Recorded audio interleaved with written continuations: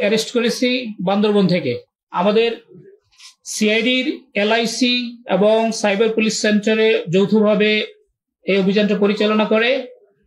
তো তাদের বিরুদ্ধে যে মূল এলিগেশন, যে অভিযোগ, সেটা হচ্ছে তারা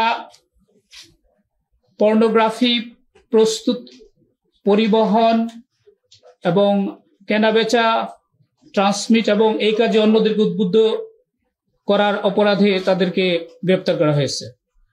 আপনারা জানেন আমাদের বাংলাদেশ সোসাইটিতে আমরা বেশিরভাগ মুসলিম এবং আমাদের প্রত্যেকেরই একটা ধর্মীয়, সামাজিক, সাংস্কৃতিক মূল্যবোধ আমরা লালন করি। তো এরা হচ্ছে এই পর্নোগ্রাফিতে তারা ওয়ার্ল্ড ওয়াইড মোটামুটি বলতে পারেন যে চ্যাম্পিয়নশিপ অর্জন করছে। তো যেটা আমরা মনে করি যে আমাদের টোটাল নৈতিক মূল্যবোধের প্রতি আঘাত এবং আমাদেরকে ইন্টারন্যাশনাল সোসাইটিতে ডাউনগ্রেড করছে।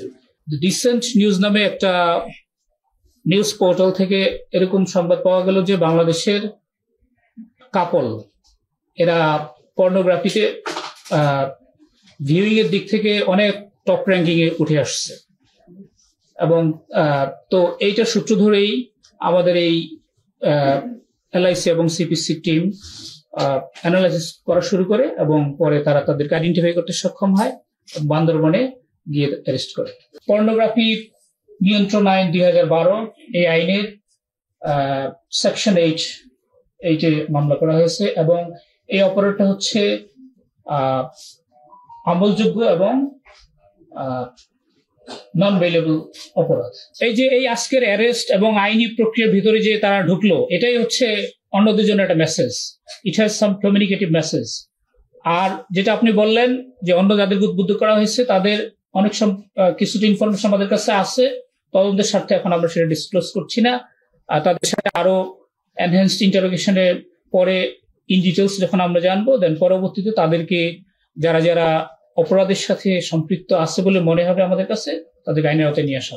এগুলো আমাদের এরিয়া থেকে ডিলিট এবং এগুলোকে ডিফাঙ্কড করার জন্য, মানে আমাদের এখান থেকে যাতে সহজেই আমরা দেখতে না পাই, এই ব্যবস্থার জন্য আমরা চিঠি লিখবো সংশ্লিষ্ট অর্গানাইজেশনকে। যদি আমাদের পরবর্তী ইন্টারভিউর মাধ্যমে এমন তথ্য পাওয়া যায় যে তারা তাদের এই পর্নোগ্রাফির মাধ্যমে লব্ধ টাকা আমাদের মেইন স্ট্রিম ইকোনমিতে নিয়ে আসছে, অ্যাজ ইফ যে এখন এই টাকার মালিক তারা ভ্যালিড ওয়েতে ইনকাম করছে, এরকম মনে হচ্ছে, কিন্তু আসলে এটা লিঙ্ক হচ্ছে ওই যে পর্নোগ্রাফি। ডেফিনেটলি মানি লন্ডারিং আইনে তাদের বিরুদ্ধে ব্যবস্থা নেওয়ার জন্য আমরা চেষ্টা করি। আমরা ওই আইডি গুলো আইডেন্টিফাই করছি এবং তাদের লিঙ্ক পরিষ্কারভাবে পাওয়া গেছে। এই জন্যই প্রাথমিকভাবে তাদেরকে আমরা মানে বোঝা যাচ্ছে যে তারা এই অপরাধের সাথে যুক্ত। সকল অপরাধ কি দুনিয়ার সব পুলিশ ডিটেক্ট করতে পারে না। এটার সলভেবিলিটি একটা ফ্যাক্টর আছে। অর্থাৎ আমি এটা নিয়ে কখন আপনার সামনে আসবো, কেন আপনাদের সামনে আসছি, কারণ আমার সাবস্টেন্সিয়াল সাকসেস আছে, আমি অ্যারেস্ট করতে পারছি এবং তাকে একটা ক্রাইমের সাথে লিঙ্ক করতে পারছি। এর আগে হয়তো আমি দেখলাম ক্রাইমটা কিন্তু প্রপারলি আইডেন্টিফাই করতে পারি নাই, বা আমার কাছে যে এভিডেন্স ছিল that was not good enough.